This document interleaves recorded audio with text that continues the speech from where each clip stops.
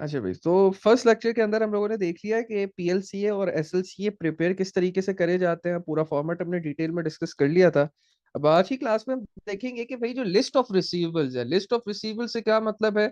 मैंने आपको यहाँ पे शुरू में बताया था कि भाई बिजनेस जो है वो इंडिविजुअल ट्रेड रिसीवेबल के अकाउंट सेल्स लेजर के अंदर मेंटेन कर रहा होता है।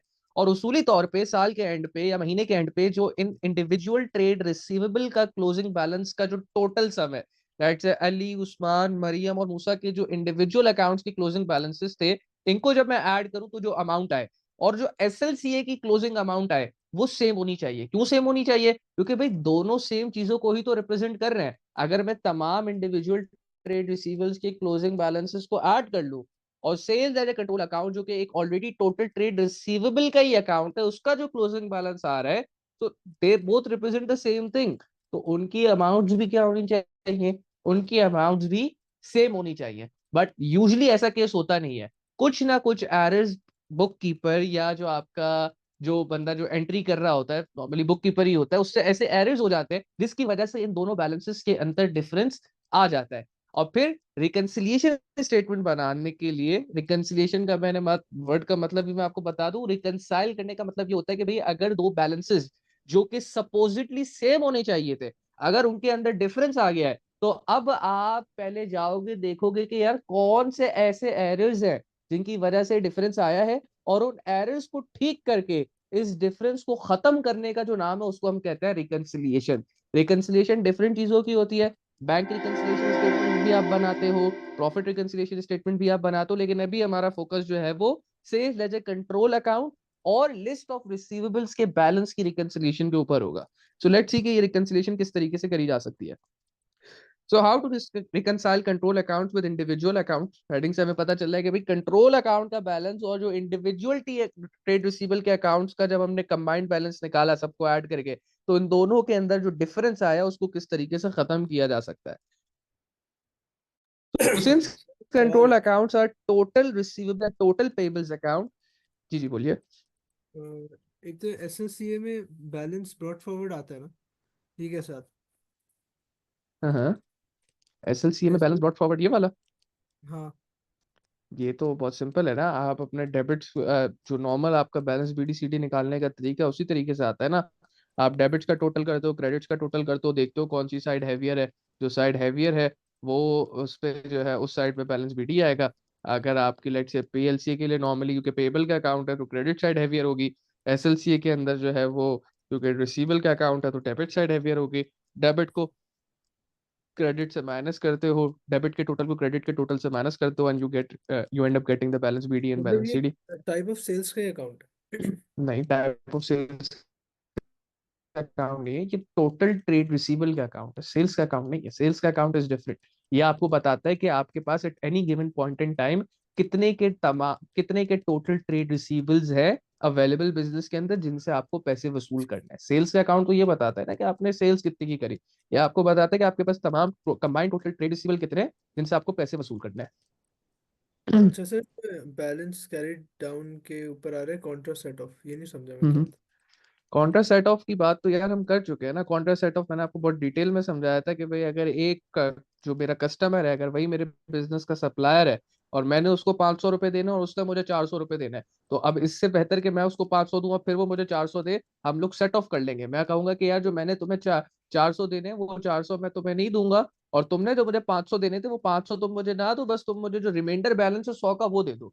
सो दैट इज ठीक है। Contra set of. और ये हमें हमेशा हमारे पीएलसी और एसएलसी दोनों को कम करेगा। क्योंकि जब मैंने उसको ये ऑफर करी ना कि यार जो मैंने तुम्हें 400 देने थे मैं वो तुम्हें 400 नहीं देता, और तुमने भी जो मुझे 500 देने थे तुम मुझे 500 नहीं दो बल्कि 400 कम करके सिर्फ 100 दो, तो हम्म। मेरा eventually at the same time trade payable भी कम हो गया। मैंने पैसे भी कम देने, और अब जो मुझे सामने मिल रहे थे वो पैसे भी मुझे कम मिल रहे हैं।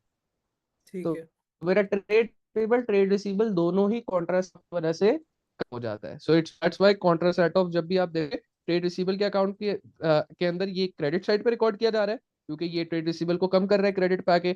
और पेबल्स के अकाउंट के अंदर, ट्रेड पेबल्स के अकाउंट के अंदर आप देखो ये किस साइड पे आ रहा है, ये डेबिट साइड पे आ रहा है, रिप्रेजेंटिंग के ये आपके ट्रेड पेबल आपकी लाइबिलिटी को भी कम करा है। सही है। ठीक है, क्लियर है बात।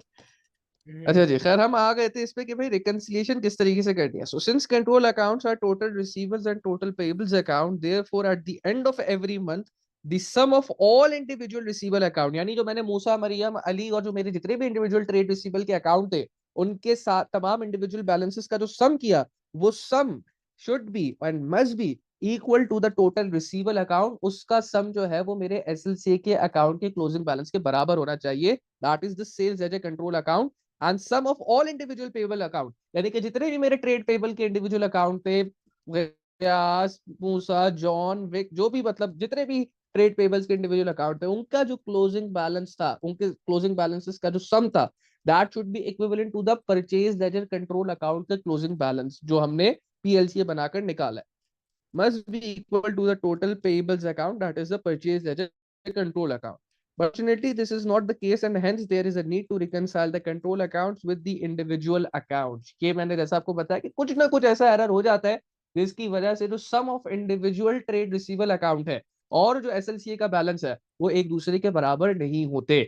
दे are suppose to be equal to each other, but normally ये दूसरे के इक्वल नहीं होते और इसी वजह से रिकंसिलिएशन की नीड अराइज हो जाती है. रिकंसिलिएशन से क्या मतलब है कि अब आपको ऐसे एरर्स ढूंढने जो कि हुए हैं जिसकी वजह से डिफरेंस आया और आपने उन एरर्स को ढूंढ के करेक्ट करना है ताकि ये डिफरेंस खत्म किया जा सके.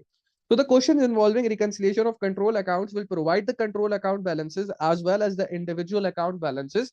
जो हमारे पास सवाल आता है नॉर्मली उसके अंदर आपके पास एसएलसी का भी क्लोजिंग बैलेंस होता है और लिस्ट ऑफ रिसीवेबल का भी क्लोजिंग बैलेंस होता है और दोनों के अंदर डिफरेंस होता है. डिफरेंस होता है इसी वजह से क्या नीड अराइज होती है, डिफरेंस होने की वजह से रिकंसिलिएशन की नीड अराइज हो जाती है, which obviously will be different, indicating the need to reconcile, and hence the question will also provide the causes of the difference between the two.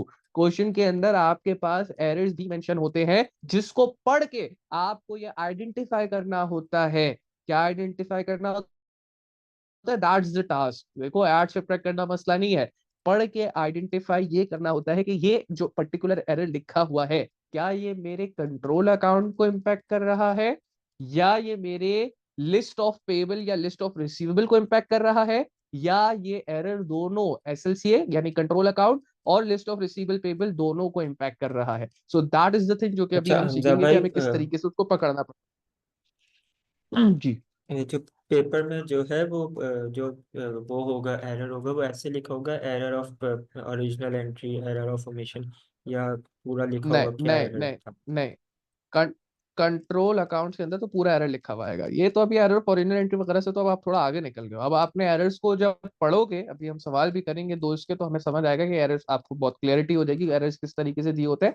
पूरा एरर लिखा हुआ होता है और आपको पढ़ के समझना होता है कि भाई ये एरर आइदर कंट्रोल अकाउंट को इम्पैक्ट करेगा या list of individual trade receivable individual trade payable के अकाउंट को इम्पैक्ट करेगा. So we will identify whether they are affecting the control accounts, the individual accounts, or both the control accounts as well as the individual accounts, जो कि अभी हमने बात करी. If an error will affect books of original entry, ये बड़ी important बात है, इसको चाहो अपने पास लिख लो, अपने सामने स्टिकी नोट बना लो, जो चाहो करना कर लो. If an error will affect the books of original entry, books of original entry, books of prime entry कितनी होती है? 6 होती है. Purchase book, the sales day book, the purchase return day book, sales return day book, and cash book, and at last we have got the general journal. अगर कोई error in books of prime entry को impact कर रहा है, पढ़ के आपको ये इंडिकेट हो गया है कि भाई book of prime entry impact हुई है, then it is an indication that it will affect the control accounts. Similarly, if their error affects a total of anything, it will once again affect the control accounts. दो चीजें important है यहाँ पे. अगर कोई error आपको बता रहा है कि भाई बुक ऑफ प्राइम एंट्री के अंदर मसला हुआ है, so it will impact the control account. Similarly अगर कोई टोटल का भी मसला हुआ है, क्योंकि हमें पता है कि भाई हमने नाम भी जब पढ़ा था एसएलसीए सेल्स लेजर कंट्रोल अकाउंट, तो मैंने आपको क्या बताया था? It's the total trade receivable account. तो अगर कोई टोटल के अंदर भी मसला हुआ है तो वो भी आपके कंट्रोल अकाउंट को इम्पैक्ट करेगा. तो अगर वो कभी कहे ना कि कैश बुक के अंदर कोई मसला हुआ है, कैश बुक के अंदर अमाउंट गलत हो गई है, कैश बुक के अंदर अमाउंट ज्यादा रिकॉर्ड हो गई है, कब रिकॉर्ड हो गई है, या किसी भी बुक ऑफ प्राइवेटरी के अंदर जो है वो मसला आया है, जो मैंने आपको बताया ज्यादा रिकॉर्ड हो गई, कब रिकॉर्ड हो गई, नहीं रिकॉर्ड हुई, 2 दफा रिकॉर्ड हो गई, बुक ऑफ प्राइवेटरी के अंदर वो जो भी मसला आया है वो डायरेक्टली कंट्रोल अकाउंट को इम्पैक्ट करेगा. क्यों इम्पैक्ट करेगा कंट्रोल अकाउंट को? क्योंकि आपके कंट्रोल अकाउंट्स की प्रिपरेशन, जो अमाउंट्स कंट्रोल अकाउंट के अंदर रिकॉर्ड होती है, they are directly taken from the books of prime entry. ये बात याद रखिएगा। कंट्रोल अकाउंट के अंदर जो सेल्स रिकॉर्ड होती है वो सेल्स डे बुक से उठाई जाती है, जो सेल्स रिटर्न रिकॉर्ड होती है वो सेल्स रिटर्न डे बुक से उठाई जाती है। सिमिलरली अगर कोई पैसा रिसीव हुआ है, रिसीट्स रिकॉर्ड होती है तो वो कैश बुक से उठाई जाती है। अगर कोई आपने डिस्काउंट अलाउ किया है वो भी कैश बुक से उठाया जाता है। अगर कोई लाइट से कोई बैड डेट हुआ है तो वो सीधा जनरल जनरल से उठाया जाता है। यानी कि जो भी चीज सर आपने अगर जितने सोर्स भी डॉक्यूमेंट से एलिमेंट्स। उठाए ज्यादा एक्यूरेट नहीं होगा? क्या कह रहे हो? अगर सोर्स डॉक्यूमेंट से उठाए तो ज्यादा हाँ। एक्यूरेट नहीं होगा? और नहीं भाई, सोर्स डॉक्यूमेंट तो आपको बताता है कि ट्रांजैक्शन हुई। ट्रांजैक्शन का प्रूफ सोर्स डॉक्यूमेंट है। ट्रांजैक्शन की रिकॉर्डिंग तो बुक ऑफ प्राइम एंट्री में ही होती है, उसका प्रूफ सोर्स डॉक्यूमेंट्स के अंदर छुपा हुआ होता है। तो आप कभी भी वो तो अमाउंट सोर्स डॉक्यूमेंट से नहीं उठाते हैं। सोर्स डॉक्यूमेंट तो इज द प्रूफ कि भाई एक ट्रांजैक्शन हुई है नहीं हुई है। उसकी रिकॉर्डिंग तो बुक ऑफ प्राइम एंट्री में हुई है ना। तो यहाँ पे एसएलसी के अंदर आप ये जितने भी एलिमेंट्स देख रहे हो ना, bad debts, bank cash, return, credit sales, सारे के सारे आप बुक्स ऑफ प्राइम एंट्री से उठाते हो। एंड दैट इज वाई यहाँ पे बात क्लियर कर दी गई है कि भाई अगर बुक्स ऑफ प्राइम एंट्री के अंदर कोई चीज मसला आया है तो that will directly impact your control account.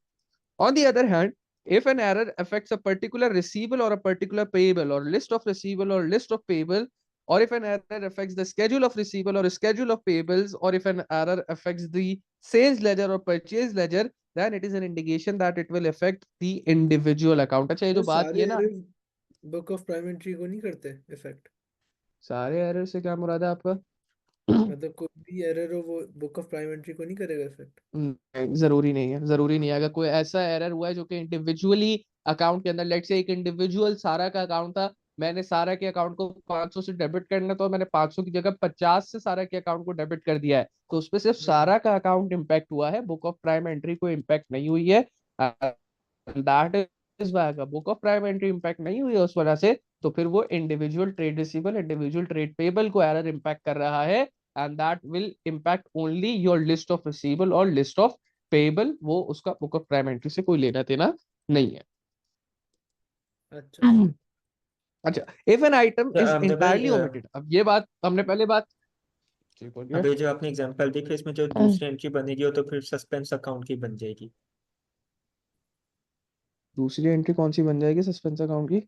अगर जैसे इसकी जो डबल एंट्री बनेगी तो क्योंकि हाँ, किसी को अफेक्ट नहीं कर रहा तो दूसरा फिर हम सस्पेंस अकाउंट इसके लिए खोलेंगे। मैं आपके सवाल ही नहीं समझा। आप किस चीज को किससे कनेक्ट कर रहे हो? सस्पेंस अकाउंट की तो बात ही कोई नहीं की है मैंने। नहीं, जो अभी आपने एग्जांपल दी है। मैंने एग्जाम्पल सिर्फ समझाने के लिए दिया कि भाई अगर आपने 500 की जगह 50 से उसके अकाउंट को क्रेडिट कर लिया है तो अब जाहिर सी बात है वो एक इंडिविजुअल को इम्पैक्ट कर रहा है। यहाँ पे जो आपके सोचने का तरीका है ना निहाल, आप क्योंकि आपने एक आध दफा सस्पेंस मेंशन कर लिया और ओमिशन कमीशन भी मेंशन कर लिया है, तो ये बात दिमाग में रखो कि व्हेन यू आर इन एसएलसीए पीएलसीए तो तुमने अब कमीशन ओमिशन इस पर दिमाग नहीं लड़ाना, तुमने सस्पेंस पे दिमाग नहीं लड़ाना। तुम्हारा दिमाग चलना चाहिए दो चीज चीजों पे। पहला, एरर पढ़ के तुमने देखना है कि ये कंट्रोल अकाउंट को इम्पैक्ट कर रहा है या ये इम्पैक्ट कर रहा है आपके list of receivable individual account को। पहली चीज ये दिमाग में चलनी चाहिए। और दूसरी चीज बस दिमाग में ये चलनी चाहिए कि ठीक है आपने वंस आइडेंटिफाई कर लिया कि कंट्रोल अकाउंट को इम्पैक्ट कर रहा है या लिस्ट ऑफ रिसीवेबल को इम्पैक्ट कर रहा है, उसके बाद आपको बस ये देखना है कि ये इसको बढ़ाएगा या कम करेगा। तीसरी कोई चीज अपने दिमाग में लेके आने की आपको जरूरत नहीं है as far as reconciliation of control accounts is considered. ठीक हो गया? तो अब सस्पेंस इसमें वगैरह को जनरल जो है जनरल वो इफेक्ट नहीं होता? जनरल जनरल कौन सा इफेक्ट नहीं होता भाई? क्या इफेक्ट अ, होता है? मतलब ये ट्रेड रिसीवेबल्स में चेंज आने से, लिस्ट ऑफ पेबल्स में आने से जनरल जनरल को फर्क नहीं पड़ता कुछ? क्यों फर्क पड़ेगा? सवाल जब पूछा करो तो उसके बारे में सोचा भी करो। पूछ क्या रहा हूँ, क्यों फर्क पड़ेगा बताओ। हम्म, है सर पैर है नहीं तुम्हारे सवाल के। जनरल जनरल चीज ही अलग है, लिस्ट ऑफ रिसीवेबल चीज ही अलग है, तो दोनों का कोई दूर दूर तक इम्पैक्ट नहीं है। बोले तुम सवाल से समझाओ, सवाल में पूछना क्या चाह रहे हो? अगर कोई न्यू ट्रांजैक्शन हो रही है हाँ। तो मतलब अकाउंट अकाउंट से चेंज हो रहे हैं तो जनरल जनरल को कोई फर्क नहीं पड़ता? और क्यों पड़ेगा? तो मुझे ये तो बताओ क्यों पड़ेगा। मुझे, मैं यही तो समझना चाह रहा हूँ कि तुम्हारे दिमाग में है क्या, तुम क्यों कह रहे हो कि पड़ेगा। मैं तो कह रहा हूँ तुर्क ही नहीं है, मैं तो कह रहा हूँ कि रिलेशनशिप ही नहीं है। तुम मुझे बताओ ना, तुम क्या रिलेशनशिप बनाना चाह रहे हो? जनरल जनरल के अंदर तो वो अमाउंट जाती है जो कि बाकी 5 बुक्स ऑफ प्राइम एंट्री के अंदर नहीं जाती। तो अगर हम्म। तुम्हारा कोई पेबल या रिसीवेबल इम्पैक्ट हो रहा है तो वो तो तुम्हारे सेल्स लेजर या परचेज लेजर को इम्पैक्ट करेगा। जनरल जनरल की बात कहाँ से आगे, मुझे तो अभी तक मैं यही नहीं समझ पा रहा। सर क्योंकि अभी आपने कहा ना कि बुक्स ऑफ प्राइम एंट्री को रिकॉर्ड नहीं करेगा। बुक्स ऑफ प्राइम एंट्री क्या नहीं करेगा? बुक्स ऑफ प्राइम एंट्री को चेंज नहीं करेगा। किसके लिए मैंने वो कहा बुक्स ऑफ प्राइम एंट्री को चेंज नहीं करेगा? अ, अगर लिस्ट ऑफ रिसीवेबल्स चेंज होते हैं। मैंने कहा कि अगर कोई एक ऐसी एंट्री हुई है जो कि सिर्फ एक इंडिविजुअल रिसीवेबल या इंडिविजुअल पेबल को इम्पैक्ट कर रही है, तो वो बुक ऑफ प्राइम एंट्री को इम्पैक्ट नहीं करेगा। तो वो मगर जनरल क्यों? जनरल को भी क्यों करेगा? वो जनरल जनरल भी is a book of prime entry ना, तो वो उसको भी नहीं करेगा। तो मुझे अच्छा बता दो ना, तुम्हारे दिमाग में क्या चल रहा है? मैंने तुम्हारा सवाल ही सही से समझ दिया है, मुझे पता नहीं कि तुम दिमाग में क्या सोच रहे सर, मतलब हो। क्या वजह है कि अगर कोई एक इंडिविजुअल रिसीवेबल के पास चेंज हो रही है वैल्यू, तो हाँ? बुक ऑफ प्राइम एंट्री में क्यों कोई चेंज नहीं आ रहा? अभी मैंने तुम्हें एग्जांपल दी कि लेट्स से सारा के अकाउंट को मैंने क्रेडिट करना था 500 से, मैंने सारा के अकाउंट को जो कि एक ट्रेड रिसीवेबल है 500 से डेबिट कर दिया। ठीक है। ठीक है। सारा ठीक है। का अकाउंट जो है, ये जो सारा की जो डेबिट है, सारा का अकाउंट किधर मेंटेन हो रहा है? सारा का अकाउंट मेंटेन हो रहा है सेल्स लेजर में। तो hmm. How is it going to impact any book of prime entry? ये बताओ ना आप मुझे। 500 की जगह मैं 50 भी लिख देता हूँ तो मैं सेल्स लेजर में 50 लिख रहा हूँ ना, मैं बुक ऑफ प्राइम एंट्री में थोड़ी 50 लिख रहा हूँ। तो बुक ऑफ प्राइम एंट्री कब इफेक्ट होगा?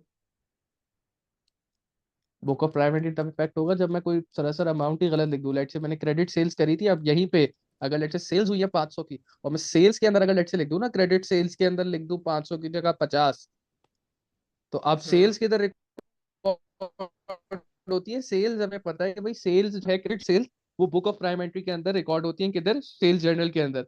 तो अब ये जो चीज है ये बुक ऑफ प्राइम एंट्री को इम्पैक्ट करेगी। ट्रेड रिसीवल तो किसी बुक जो है आपकी बुक ऑफ प्राइम एंट्री के अंदर जो है वो बनता ही नहीं है ना, उसका तो अकाउंट ही मेंटेन आपका सेल लेजर के अंदर हो रहा है, तो वो आपकी बुक ऑफ प्राइम एंट्री को इम्पैक्ट नहीं करेगा, ये कहने का मतलब है। लेकिन हाँ, क्रेडिट सेल्स इम्पैक्ट हो जाए, क्रेडिट परचेजेस इम्पैक्ट हो जाए, उसकी अमाउंट जो आपने एंटर करी है, स्पेशली इम्पैक्ट होने से ही मेरा मुराद है कि जो आपने बुक ऑफ प्राइम एंट्री के अंदर अमाउंट एंटर करी है, अगर वो इम्पैक्ट हो जाए, तो हाँ then it is definitely going to impact your books of prime entry. Sir, sales ledger और सेल्स डे बुक इंटरलिंक नहीं है? सेल्स डे बुक और sales ledger interlinked. Sales ledger के अंदर आप ट्रेड रिसीवेबल का टी अकाउंट मेंटेन कर रहे हो, सेल्स डे बुक के अंदर आप सिर्फ क्रेडिट की सेल्स रिकॉर्ड कर रहे हो, so they are not directly interlink, दोनों का पर्पस डिफरेंट है। एक के अंदर ट्रेड रिसीवेबल के टी अकाउंट मेंटेन हो रहा है, दूसरे के अंदर क्रेडिट सेल्स रिकॉर्ड हो रही है। तो अगर तो कोई एरर ऐसा आता है जो कि दोनों चीजों को इम्पैक्ट कर रहा है, इट्स क्वाइट अ पॉसिबिलिटी कि एक ऐसा एरर आ जाए जो कि दोनों को इम्पैक्ट करे, जो कि आपके ट्रेड रिसीवेबल को भी छेड़ दे और आपकी सेल्स क्रेडिट सेल्स की अमाउंट को भी छेड़ दे। लेट्स से अगर एक ऐसा एरर आ जाए कि भाई आपने एक डबल एंट्री सेल्स क्रेडिट पे रिकॉर्ड करनी थी 500 की, आपने रिकॉर्ड कर दी 50 की, और आपने इसको सेल्स डे बुक पे भी 50 डाला और सेल्स लेजर के अंदर भी 50 डाला, तो now it has impacted both your sales day book as well as your sales ledger. लेकिन अगर वो यहीं पे कह देता कि भाई सेल्स डे बुक के अंदर सही 500 डाला हुआ है, लेकिन सेल्स लेजर के अंदर आपने 50 डाला, तो now it only impacts your sales ledger, which means कि इसने अभी सिर्फ इंडिविजुअल ट्रेड रिसीवेबल के अकाउंट को इम्पैक्ट किया अच्छा, और हम ये सेल्स लेजर के जो के अंदर जो टी अकाउंट्स हैं ट्रेड रिसीवेबल के, वो सारे ऐड करके फिर कंपेयर करते हैं सेल्स डे बुक से। है। सेल्स डे बुक के बैलेंस से, आई सेल्स डे मीन। बुक से नहीं, सेल्स लेजर कंट्रोल अकाउंट से।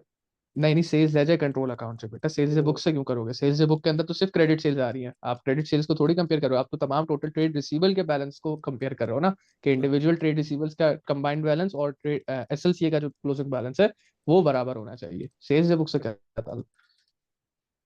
सर, तो ठीक एसएलसीए है। कौन से लेजर, एसएलसीए कौन से लेजर में होता है? इट्स अ कंट्रोल अकाउंट, ये किसी लेजर में नहीं होता। कंट्रोल अकाउंट जो है वो आप ये कह लो कि ये जनरल लेजर में बनता है, control accounts are prepared in general ledger, ये कह सकते हैं। अच्छा। ठीक है। सही है। अच्छा जी, आगे बढ़ते। इफ एन आइटम, अब हमने बात कर ली कि भाई अगर कोई भी error book of prime entry को इम्पैक्ट करेगा तो वो सीधा सीधा कंट्रोल अकाउंट को इम्पैक्ट कर रहा है। सिमिलरली अगर कोई ऐसा एरर है जो कि एक individual trade receivable individual trade payable को इम्पैक्ट कर रहा है, तो वो list of receivable list of payable को इम्पैक्ट करेगा।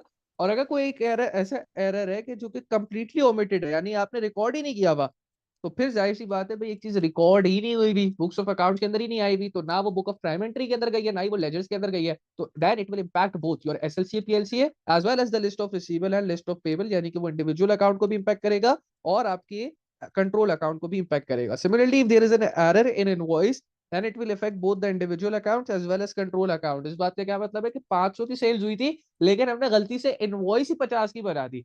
अब जब भाई डॉक्यूमेंट ही $50 का बना है तो ऑब्वियसली सी बात है बुक ऑफ प्राइम एंट्री में भी $50 का एंटर किया जाएगा, इंडिविजुअल टी अकाउंट में भी $50 का एंटर किया जाएगा, जिसकी वजह से ये एरर भी दोनों individual account as well as control account दोनों को इम्पैक्ट करेगा।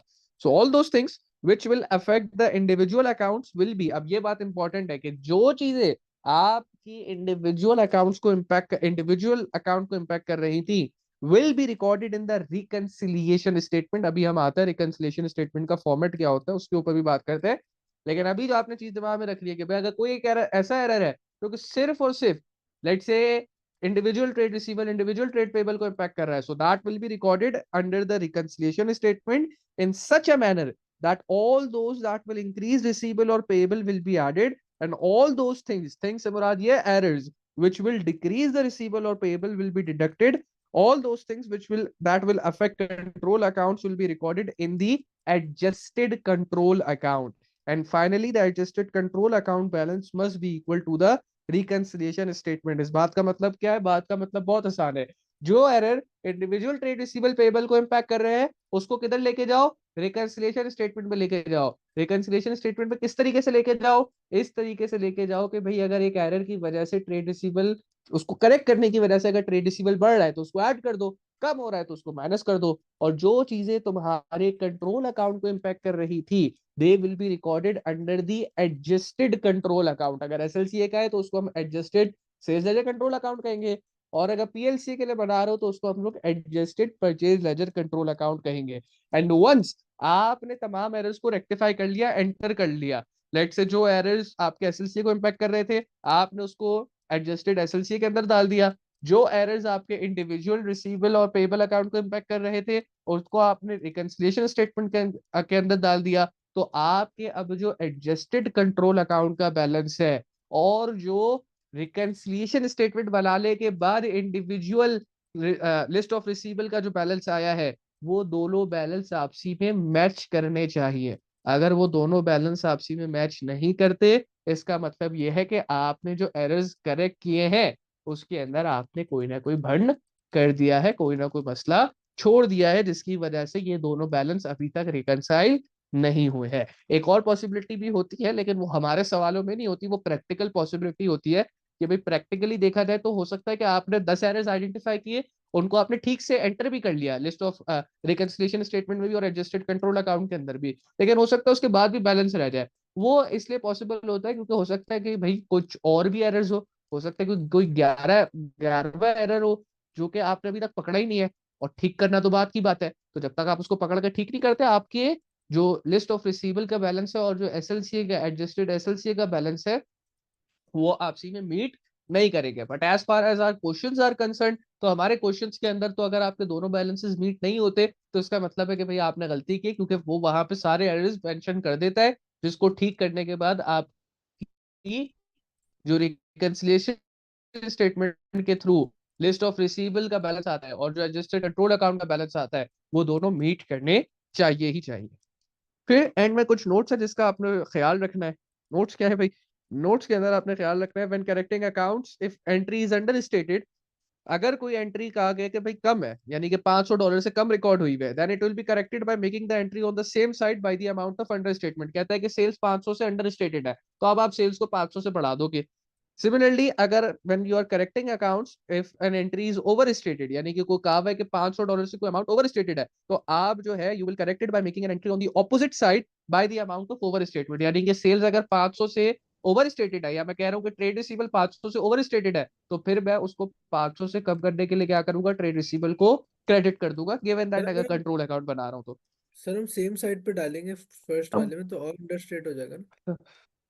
नहीं कैसे? क्या कह रहा है, अंडर स्टेटेड है, तो अंडर स्टेटेड है से क्या मतलब है कि लेट से अगर वो कह रहा है ट्रेड रिसीवेबल अंडर स्टेटेड है 500 से, तो अब आप ट्रेड रिसीवेबल को 500 से डेबिट कर दोगे। That's what it mean by same side, कि जो चीज जहां पे वो बढ़ता है वहां से उसको बढ़ा दोगे। और अगले पार्ट में जो कहा हुआ है ना ऑन दी ऑपोजिट साइड से मुराद है कि अगर कहा हुआ है ना कि ट्रेड रिसीवेबल 500 से ओवर स्टेटेड है तो अब आप क्रेडिट साइड पर एंट्री बनाओगे ताकि जो 500 से ओवर स्टेटमेंट है वो 500 से क्रेडिट करने के बाद कम हो जाए। So that is what it mean by same side and opposite side. कि अगर कम हुआ हुआ है तो सेम साइड यानी कि उसको डेबिट करके बढ़ा दो, और अगर ज्यादा हुआ हुआ है तो उसको अपोजिट साइड क्रेडिट करके कम कर दो। रिसीवेबल्स के लिए, हाँ, अगर पेबल के लिए बात हो तो रिवर्स हो जाएगा कि सेम साइड का मतलब क्रेडिट हो जाएगा कि क्रेडिट पे रिकॉर्ड करके अगर अंडर स्टेटेड है तो बढ़ा दो, ओवर स्टेटेड है तो डेबिट पे रिकॉर्ड करके उसको कम कर दो।